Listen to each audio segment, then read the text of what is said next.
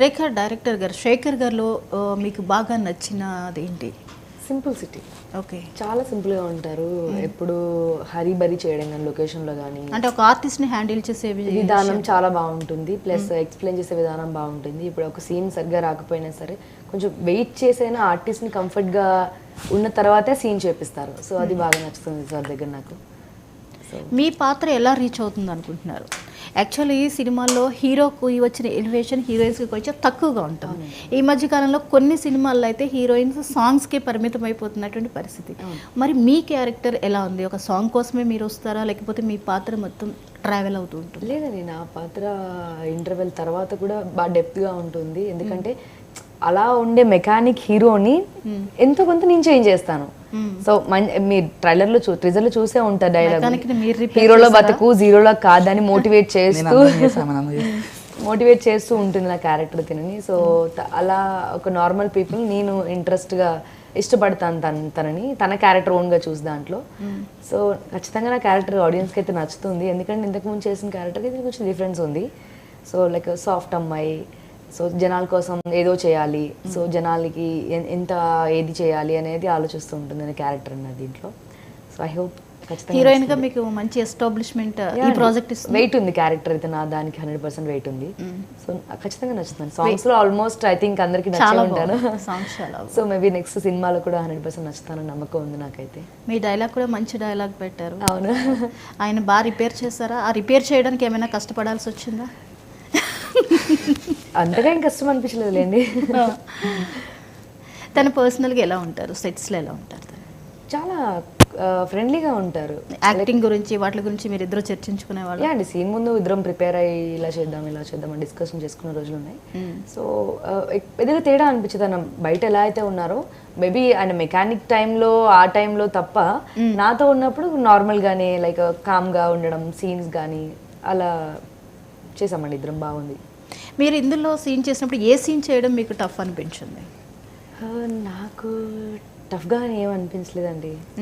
ఎందుకంటే లైక్ నేను ఎలా చేస్తున్నానో నా ముందు వాళ్ళు కూడా అలా చేయాలనుకున్నాను. మేబీ ఇంకా నేర్చుకున్నాను నేను. ఇంకా నాకు తెలియకుండా నేను ఈ సార్ దగ్గర చేసినప్పుడు కానీ భరణి గారి దగ్గర కానీ ఓకే ఇలా చేస్తే బాగుంటుందా, ఇంకొంచెం డెవలప్ చేసుకోవాలని నేర్చుకున్నాను తప్ప కష్టంగా అనిపించలేదు నాకు ఇక్కడ. సో భరణి గారి కాంబినేషన్లో మీరు లర్న్ చేసింది ఏంటి? ఆయన ఒక డైలాగ్ చెప్పే విధానం కానీ చాలా డెప్త్గా ఉంటుంది. అంటే ఆయన డైలాగ్ని రియల్గా ఫీల్ అయ్యి చెప్తారు తెలియదు కానీ సో నేను కొన్నిసార్లు చూస్తూ ఉండిపోయాను సార్ని. అరే ఇంత అంటే లైవ్లో చూడడం ఫస్ట్ టైం సార్ని వర్క్ చేయడం. సో ఇంత బాగా చెప్తున్నారు, అసలు ఇంకా చాలా నేర్చుకోవాలి, చాలా నేర్చుకున్నాను కూడా ఈ సినిమాతో. సో నాకు చాలా బాగా అనిపించింది. వర్ణి గారు కానీ మహేష్ గారి తర్వాత వాళ్ళు చెప్పక్కర్లేదు. నేను ఇంతకుముందు మేము ఆల్రెడీ ఒక 2-3 ఫిలిమ్స్ చేశాము. సో సార్ కూడా చాలా ఫ్రెండ్లీగా ఉంటారు. సార్ వాయిస్ మాత్రం బేస్ ఉంటుంది, సార్ మాత్రం చాలా మంచి person. I feel very happy అండి.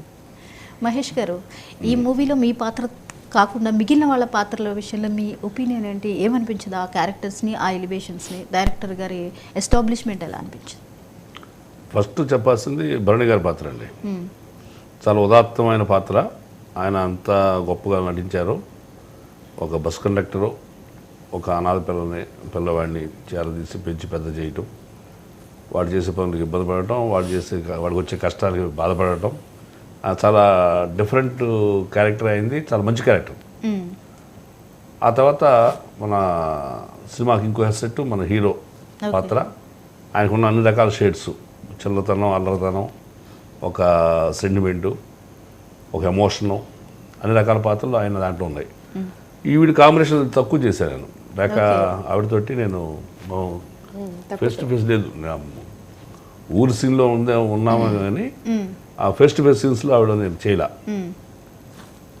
ఈ వీళ్ళిద్దరు కాంబినేషను, తండ్రి కొడుకు కాంబినేషను, వాళ్ళిద్దరి మధ్య ఉన్న అటాచ్మెంటు, ఎమోషన్స్ అన్ని బాగా వర్కౌట్ అవుతాయండి. సో దానికి ఎంత వీళ్ళది హృద్యంగా ఉంటుందో అంత నెగిటివిటీ నా క్యారెక్టర్ ద్వారా ఉంటుంది. నాకు ఫ్యామిలీ సెటప్ అవుతుంది, అక్కడ వాళ్ళ హ్యూమిలేషన్ ఉంటుంది నా వల్ల. మీరు చాలా సినిమాలు చేశారు, ఎన్నో ఎలివేట్ అయిన క్యారెక్టర్స్ని చేసి ఉన్నారు. ఈ క్యారెక్టర్ కూడా మీకు అలాంటి ఎలివేషన్ తీసుకొస్తుంది? ఖచ్చితంగా వస్తుందండి.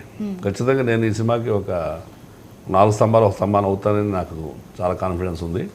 చాలా బాగా, ఎందుకంటే డైలాగ్స్ చాలా పవర్ఫుల్ డైలాగ్స్ రాశాడు మన డైరెక్టర్ గారు.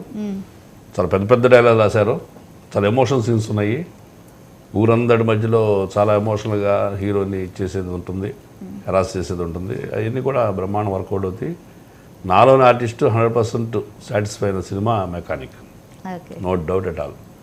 నేను చెప్తున్నా కదా, one of the pillar of this movie మెకానిక్లో నా పాత్ర. ఈ ప్రాజెక్ట్ అంతా ఒక ఎత్తు, మరి ఫ్యూచర్ ప్రాజెక్ట్స్ని ఎలా ఎంచుకోబోతున్నారు? ఏమైనా ప్రాజెక్ట్స్ లైన్లో ఉన్నాయా మీకు? ఆల్రెడీ 2 ప్రాజెక్ట్స్ ఉన్నాయండి. అంటే ఇంకా కన్ఫర్మ్ చేయలేదు. ఈ మూవీ తర్వాత రిలీజ్ అయ్యాక ఓకే చేద్దామని చెప్పి ఉన్నాను. చూద్దామండి. మీ వ్యూ ఎలా ఉంది?